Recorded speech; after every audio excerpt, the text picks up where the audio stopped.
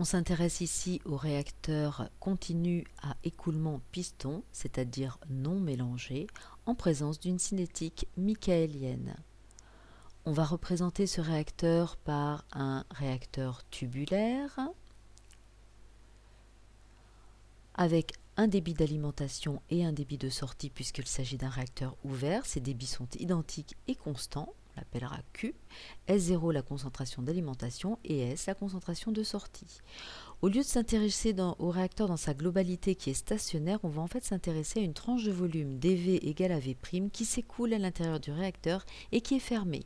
Si on fait le bilan sur S sur cette tranche de volume V', on aura le terme d'accumulation de S dans V' moins la destruction de S dans V' et non pas V comme indiqué là sur ce tableau. On va pouvoir simplifier par V', car V' étant constant, on le sortira de la dérivée. On fait donc disparaître V'. R tierce S, on introduit là la cinétique michaélienne. On a donc ici une équation différentielle à variables séparables, S et T. On regroupe les variables identiques du même côté, donc avec les S à gauche de l'égalité, le temps à droite. On va intégrer cette équation différentielle entre S0 et S, et entre 0 et taux, taux étant le temps de séjour dans le réacteur piston. Un temps de séjour est égal à 1 au volume sur le débit volumique. On a bien des mètres cubeurs pour le débit volumique, des mètres cubes pour le volume et donc des heures pour le temps de séjour.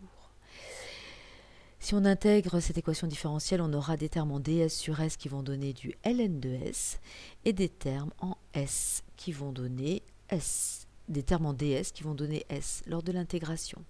L'intégrale de moins Vmax dt, c'est moins Vmax taux. ln de s moins ln de s0 va donner ln de s sur s0.